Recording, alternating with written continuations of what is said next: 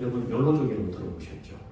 네, 아마 요즘은 신생 용어들이 워낙 많아가지고 이걸 또 잘 우리가 좀 알아야 되는데 욜로족이 뭔가 이렇게 자세히 찾아봤더니 이런 말입니다.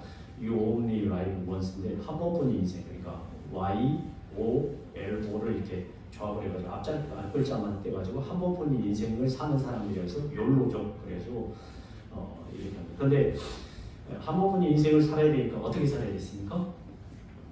행복하게, 재밌게 살아야 되잖아요. 그래서 이 욜로족은 미래보다는 현재 행복을 위해서 소비를 하는 사람들입니다. 현재 얘를 충분하게 재밌게 잘 살아야 된다. 그래서 삶의 질을 높여주는 취미생활과 자기개발 등의 돈을 아낌없이 쓴다고 합니다. 그래서 옛날에는 이런 게 많았죠. 나이 드신 분들이 좀 고급 차를 타고 좋은 차를 타는 걸로 생각을 했는데 요즘은 젊은 사람들이 더 어떻게 한다? 돈을, 좋은 차, 고급 차에다 돈을 많이 쓰고 젊은 사람들이 그것을 타는 그런 세대가 된 것 같습니다. 그래서 예전엔 그랜저가 이렇게 좋은 차 중에 우리 고급 차 중에 하나였던 요즘은 아무나 타는 그런 차로 이렇게 바뀐 것도 이 욜로족의 특징인 것 같습니다. 이 사람들의 특징은 현재 행복을 위해서 돈을 벌어야 하며 건강해야 하고 오래 살아야 하며 무엇보다도 행복을 추구할 권리가 있어야 한다고 주장합니다. 왜 그래야 하는가? 인생이 한 번뿐이기 때문이다 라는 거죠. 그러나 성경은 어떻게 말하고 있는가? 우리 인생이 한 번뿐이기에 지금 우리는 어떤 인생을 살아야 하는가? 그리고 어떤 인생을 살아야 한다고 말하고 있는가? 한 사람의 행복을 위해서 성경은 어떤 길을 걸어야 한다고 말하고 있는가를 오늘 말씀을 통해서 우리가 한번 점검해 보고자 합니다. 또한 오늘 말씀을 통해서 이 이삭의 이야기를 통해서 한국의 과거와 현재와 미래의 모습을 좀 잠깐 볼 수 있습니다. 그래서 오늘 말씀을 통해서 코로나 시대를 살고 있는 우리가 한국의 과거와 현재와 미래를 살펴보고 또 그리고 그 삶 가운데 우리가 어떤 삶을 살아야 하는 것이 진정한 삶인지를 한번 되돌아보고 생각해보는 시간이 되기를 소원합니다. 좀 거창하긴 하죠.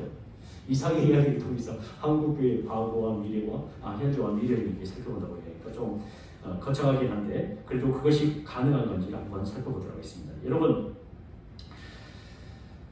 한국교회의 지금 현재 상황이 어떠냐면 코로나 이후에 지금 이전까지 있었던 한국교회의 모습이 싹 사라지고 코로나 이후에 이렇게 한국교회가 하락의 길을 걸은 적이 없었던 것 같습니다. 예전에는 저 어릴 때만 해도 교회만 세워주는 사람들이 꽉 모이는 그런 세계였다고 말했습니다. 그래서 어느 곳에 가든지 깃발만 꽂으면 교회가 없는 곳에 깃발만 꽂으면 사람들이 몰려오는 시대를 살아났다라고 이야기를 했습니다. 그러나 지금은 뭐냐면 작년 한 해의 통계로 보니까 작년 한 해의 코로나 시대 이후에 교회가 1년에 몇 개가 문을 닫았는지 아십니까? 10,000개가 문을 닫았답니다. 그런데 이것은 단지 숫자상일 뿐입니다. 많은 사람들이 이 상가에 있던 교회들이 월세를 감당하지 못해서 가정으로 들어간 교회도 우리 노예에 보니까 꽤 많이 있습니다. 살아남기 위해서 많은 고민에 빠졌습니다. 코로나 이후 한국교회는 급격히 하락의 길을 걷고 있습니다.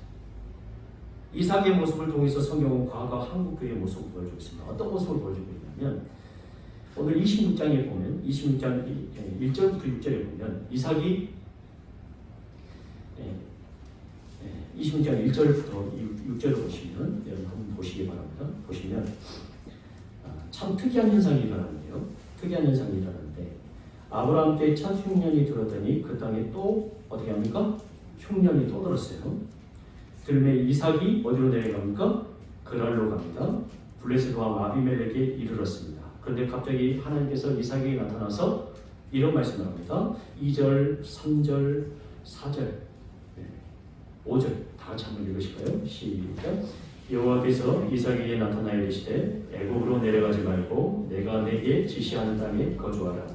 이 땅에 거류하면 내가 너와 함께 있어 내게 복을 주고 내가 이 모든 땅을 너와 네 자손에게 주리라. 내가 네 아버지 아브라함에게 맹세한 것을 이루어 네 자손을 하늘의 별과 같이 번성하게 하며 이 모든 땅을 네 자손에게 주리니 내 자손으로 말미암아 천하 만민이 복을 받으리라. 이는 아브라함이 내 말을 순종하고 내 명령과 내 계명과 내 율례와 내 법도를 지켰음이라 하시니라. 이삭이 그랄에 거주하였더니. 네. 흉년이 왔습니다. 그래서 사실 이삭은 어디까지 내려가려고 했냐면 어디까지 내려가려고 했습니까? 애국까지 내려가려고 했던 겁니다. 그런데 그랄에 들어갔더니 하나님께서 나타나셔서 여기를 떠나지 말라라고 표현합니다. 과거의 한국교회가 이 땅이 참 조선이 척박했습니다. 어려웠습니다. 그때 이날의 기독교가 전파되어서 참 힘들고 어려운 시기에 교회가 들어와서 어떻게 했습니까? 그 이후에 참 힘들고 어렵지만 하나님의 말씀에 순종하고 하나님의 말씀에 응답하는 삶을 살아가니 갑자기 수십 배나 되는 이삭이 받았던 것처럼 100배나 더 많은 이익을 또 풍성함을 맛보게 되었습니다. 그가 얼마만큼 복을 받았냐면 이렇게 표현합니다. 여러분 12절, 26절, 12절 보십시오. 26절, 12절 같이 한번 읽으실까요? 시작. 이삭이 그 땅에서 농사하여 그의 100배나 얻었고 여호와께서 복을 주시고 13절 그 사람이 창대하고 왕성하여 마침내 거부가 되었고 14절 초반절에 양과 소가 떼를 이루고 종이 심히 많았다라고 표현합니다. 예. 과거의 한국교회는 뭐냐면 어떤 분이 이런 말을 했어요. 학교를 지으니까 뭐를 세우는 게 더 낫다고요? 교회를 더 세우는 게 더 낫다고 이렇게 복을 받았던 시간이 있었어요. 왜냐하면 교회가 그만큼 선한 일과 하나님의 은혜를 잘 되는 그만큼 힘들고 어려웠지만 하나님의 이 말씀에 순종했고 하나님의 은혜에 순종했기 때문입니다. 이와 마찬가지로 이삭도 복을 받은 이유는 다른 게 아니라 흉년의 시대 가운데 누가 복을 받았냐면 다른 사람들이 아니라 이삭만 복을 받았어요. 이 26장에 보면 왜 이삭만 복을 받았냐? 누구에게 순종했기 때문에? 하나님의 말씀에 순종했기 때문이죠. 그것이 26장 2절부터 6절의 말씀입니다. 어떤 말씀을 받았나? 결국 우리가 복을 받으면 어떤 복을 받았는가? 마침내 뭐가 됐다고요? 이삭이 거부가 됐다고 합니다. 거부가 됐다. 어떤 시기? 흉년의 시기. 이거는 일어날 수 없는 일이 일어나는 거예요. 한국교회도 그런 은혜가 있었다는 이 말을 하고 있는 겁니다. 하지만 잘 되는 것이 마냥 좋은 게 아니죠. 분명히 말씀에 순종하여 복을 받은 이삭이 여러 가지 시련이 오기 시작했습니다. 첫 번째 시련은 어떤 거냐면 블레셋 지역이었던 그랄 사람들의 시기였다라고 표현합니다. 흉년의 시기에 누구만 잘 된다? 이삭만 잘 된다. 누구는 안 되고 우리는 힘들고 어려운데 쟤만 잘 된다. 쟤는 이방에서 원해인데 다른 지역에서 원해인데 쟤만 잘 된다. 그러니까 시기가 일어났습니다. 우리가 아까 읽은 것처럼 14절에 보면 이삭이 양과 소가 떼를 이루고 종이 심으라 블레셋 사람이 시기하기 시작했습니다. 또한 이삭의 아버지 아브라함 때 이 사람들의 시기가 어떻게 발전했냐면 이삭의 아버지 아브라함 때 그 아버지의 종들이 판 모든 우물을 막고 흙으로 메웠다는 거예요. 블레셋 사람들의 시기는 생명의 근원이 되는 우물을 막는 것으로 발전했습니다. 또한 우물을 막는 것에 그치지 않고 세 번째로 어떤 일을 당했냐면 16절을 보십시오. 16절. 그랄 지역의 왕이었던 아비멜렉 이삭이 어떻게 말합니까? 같이 읽겠습니다. 시작. 아비멜렉이 이삭에게 이르되 내가 우리보다 크게 강성하니 우리를 떠나라. 예.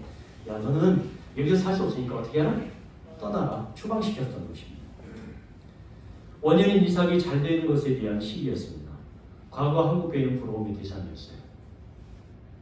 한국교회 성도들 또한 자부심이 강했습니다.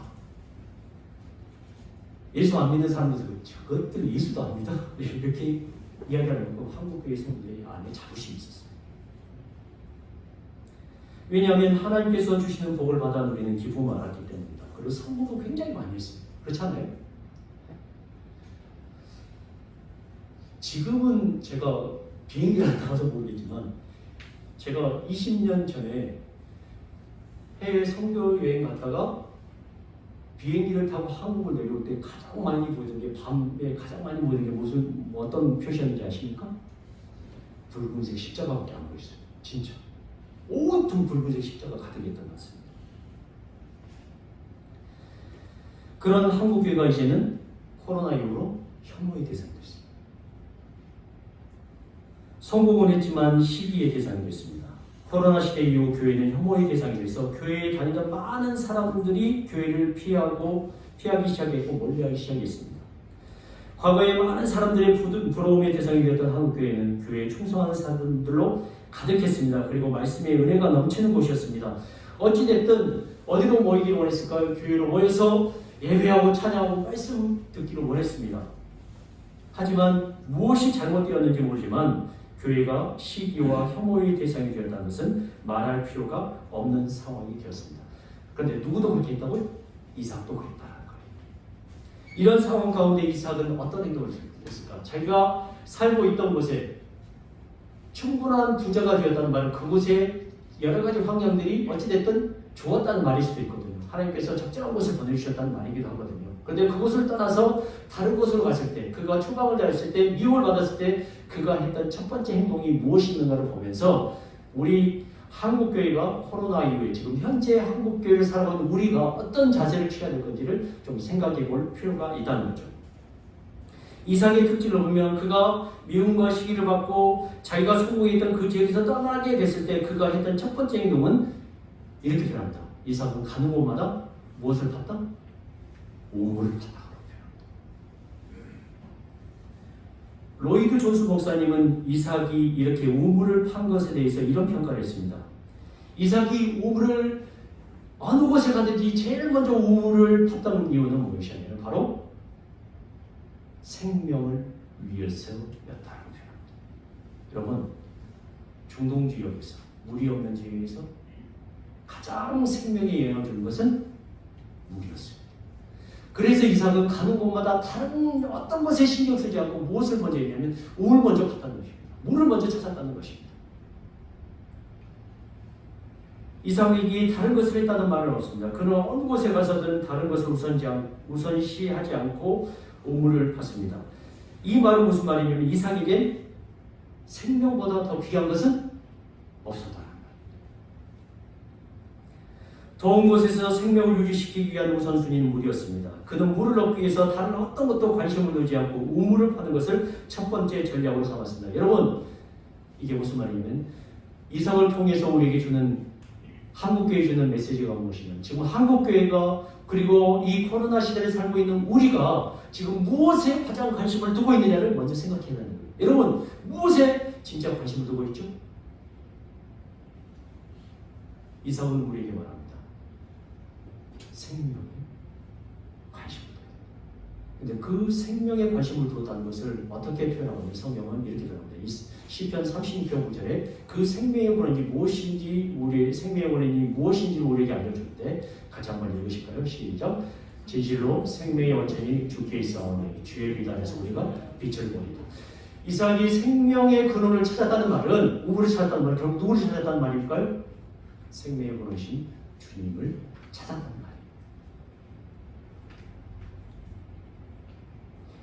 이삭이 한 행동은 우리에게 던져주는 시사점이 있습니다. 우리에게 가장 중요하고 긴급한 것이 무엇인지를 보여줍니다.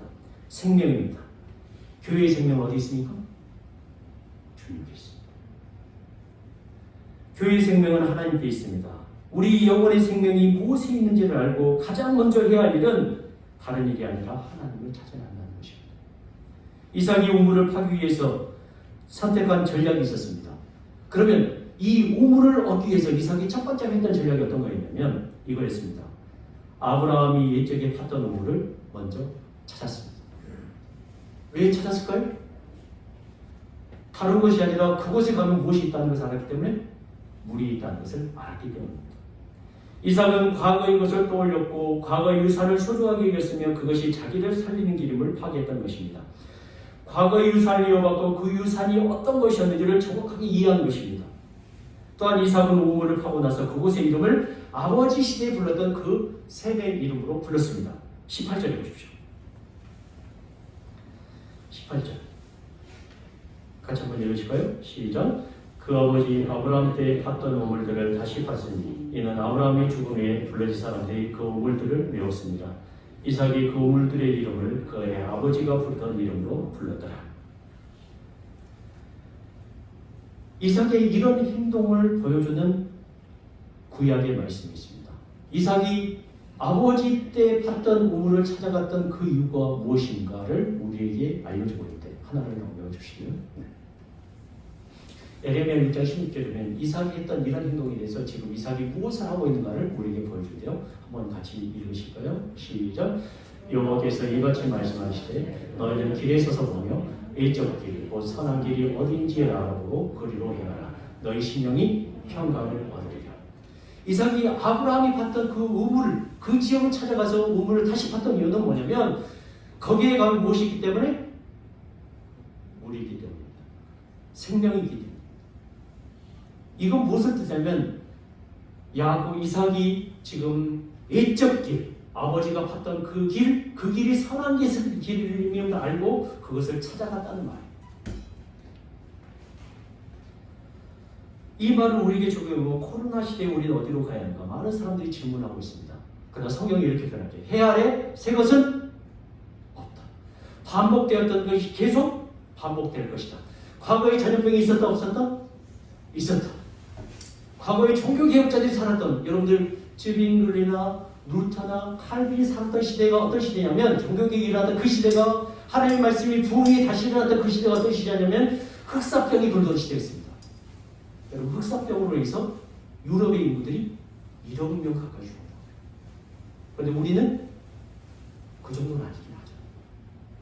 그런데 과거에 있었던 그 일들이 앞으로도 계속 있을 것이다 없을 것이다? 있을 것이다. 그러면 우리는 어디서 우리가 해야 될 답을 얻어야 될까? 우리가 무엇에서 이 땅을 살아갈 때 해답을 얻어야 될까? 여러분 새로운 길은 없습니다.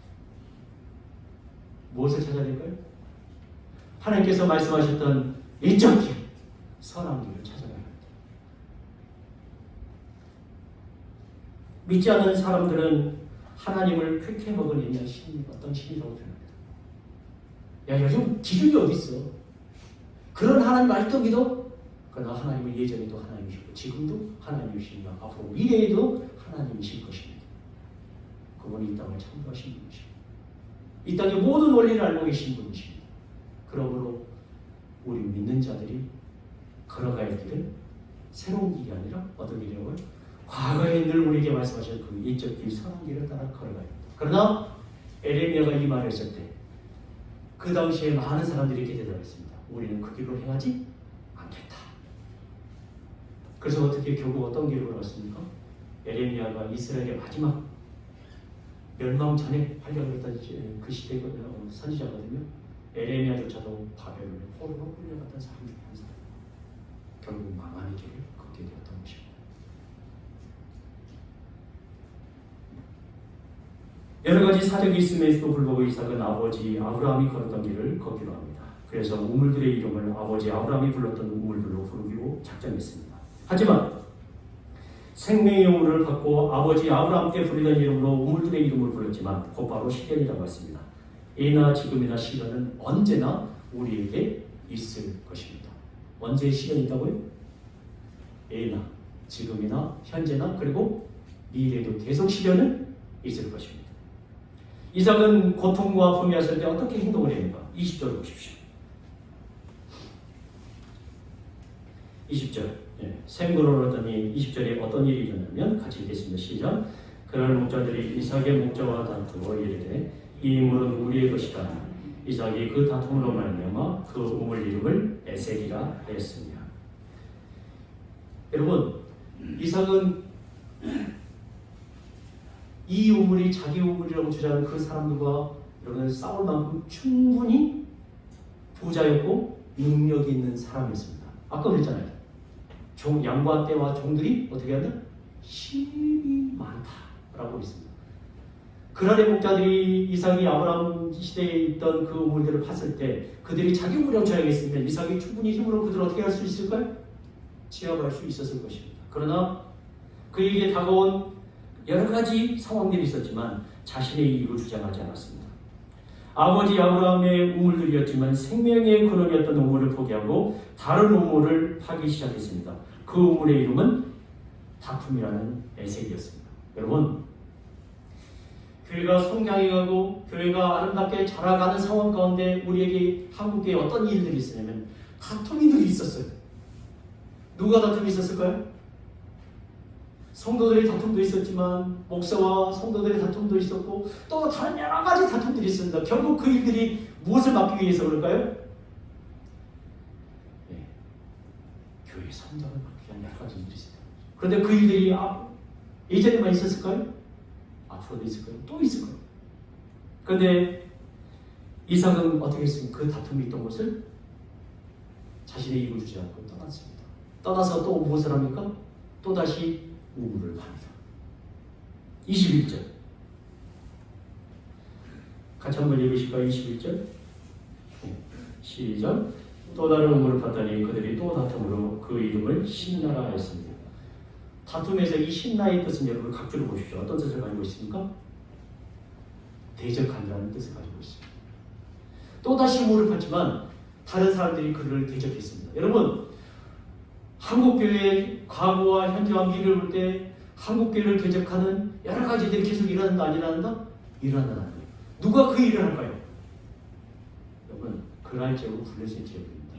여러분, 성경에서 이스라엘을 계속 괴롭히던 민족이 어떤 민족인지 아십니까? 블레셋 지역이었습니다. 이 블레셋은 거의 마귀와 같은 역할을 한다고 볼 수 있습니다. 우리의 길에 하나님의 교회를 대적하고 우리 성도들을 대적하는 수많은 일들이 누구에게 있어야 되냐면 마귀의 대적 가운데 일어납니다. 그래서 성경의 시작선에 이렇게 표현하죠. 마귀가 우는 사자처럼 믿는 자를 삼키려고 두루 삼키려고 이렇게 달려있다라고 표현합니다.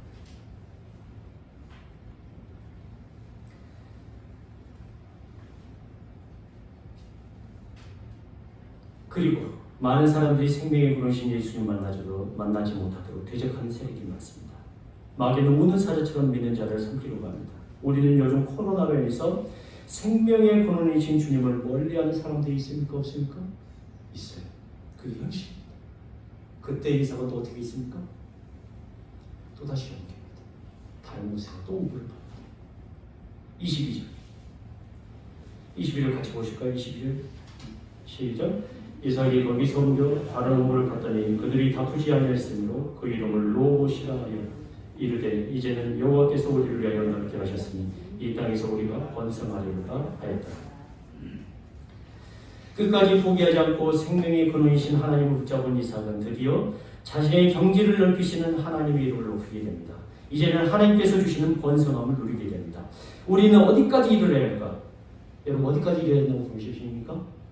하나님이 약속하신 것을 누리는 경지까지 가야 한다는 것을 말합니다. 이것이 진정한 부흥이라고 말할 수 있습니다. 여러분, 진정한 부흥은 어디서부터 온다?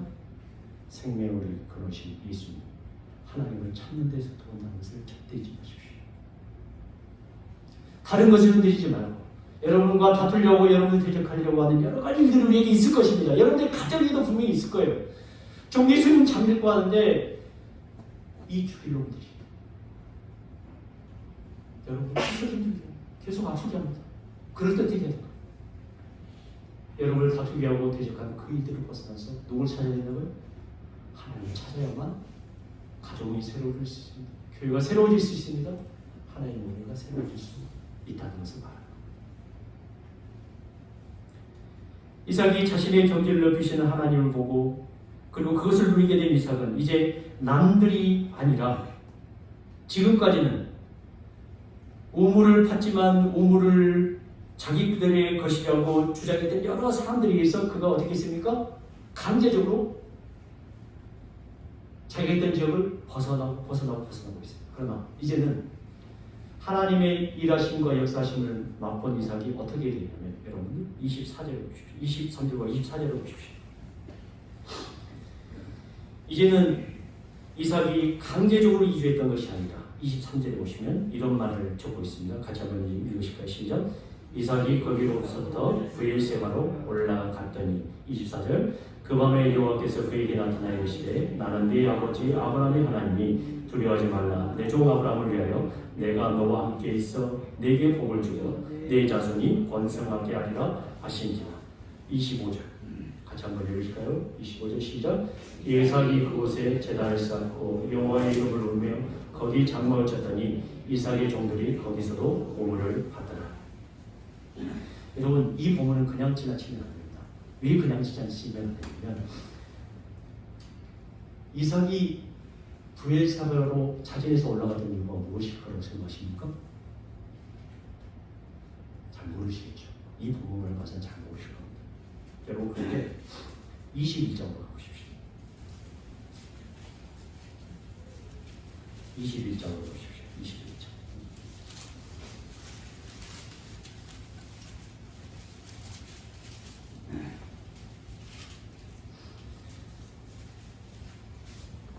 브엘세바가 어떤 지역이냐면 이런 지역입니다. 21장 22절을 보십시오. 22절 보시면 22절부터 34절 어쨌든 말씀을 읽는 거니까요. 한 절씩 교독하면서 읽도록 하겠습니다. 22장 22절 제가 먼저 읽겠습니다. 그때 아비멜렉과 그 군대장관 비볼이 아브라함에게 말하여 이르되 네가 무슨 일 하든지 하나님 너와 함께 계시도다.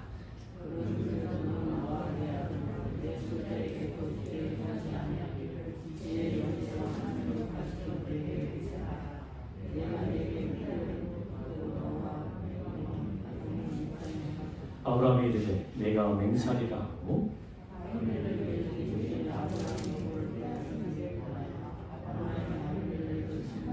아비멜렉이 이르되 누가 그리하였는지 내가 알지 못하노라. 너도 내게 알리지 아니하였고 나도 듣지 못하였더니 오늘이야 들으노라.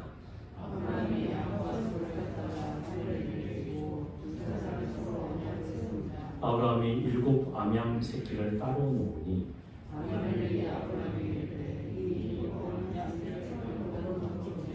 아브라함이 이르되 너는 내 손에서 이 암양 새끼 7을 받아 내가 이 우물 판 증거를 삼으라 하고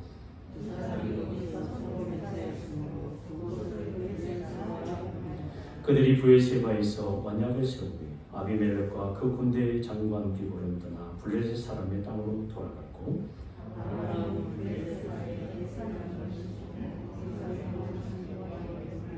가지겠습니다. 그가 블레셋 사람의 땅에서 여러 날을 지냈더라. 그리고 아멘. 그리고 26장을 보시면 26장을 보시면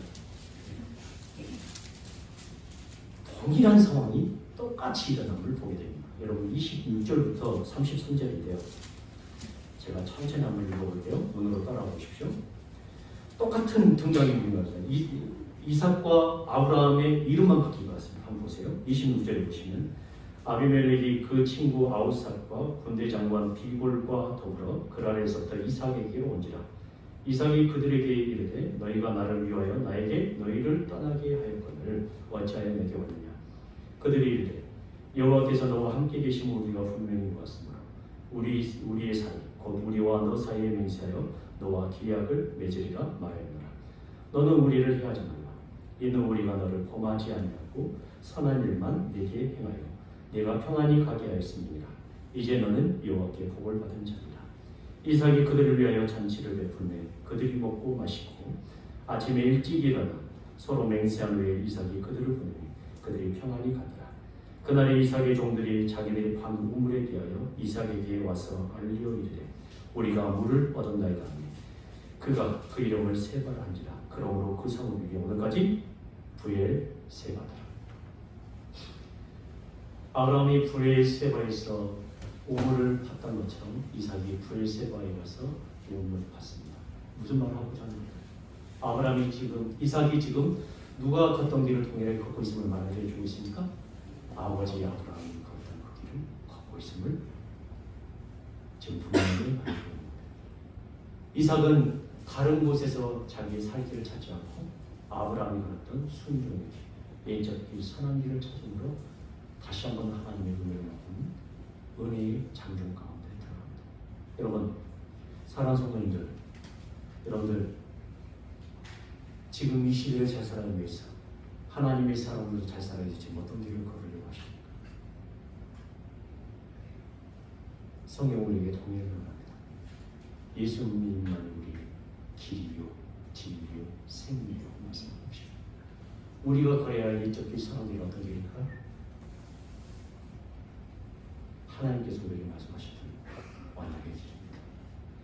그 길을 걸으십시오.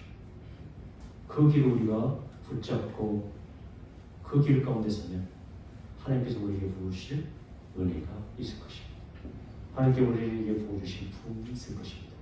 이삭이 누렸던 그 아브라함과 이삭과 야곱의 하나님께서 그 자손들에게 믿는 자들에게 줬던 그 은혜의 언약이 우리 안에 분명히 이루어질 것입니다. 어떤 길을 걸으시겠습니까? 예적 길이 나쁜 길이 아닙니다. 하나님은 오늘 우리에게 묻고 있습니다. 얘들아, 사랑하는 성도들아, 예적 길 그것이 사랑 길이다.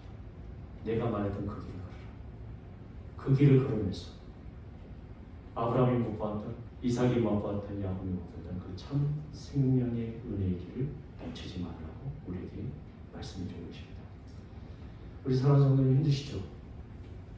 어디에서 은혜를 찾을지 모르죠. 어떻게 가야 될지 모르죠. 성경 우리에게 이렇게 말합니다. 옛날 길이다. 옛날 길이다. 그게 나쁜 길이 아니라 선한 길. 거기에 생명이다. 그 길을 걸으면 너희 심령이 무엇을 얻게 된다고요? 평안을 얻게 된다고 말씀하셨어요. 지금 괴로우신 분들이 계시죠? 성경에서 분명히 말합니다. 그 선한 길에 심령이 평안을 누리게 된다. 그 길을 걷는 우리 사랑하는 성도님들 되시길 주님의 이름으로 간절히 축원합니다.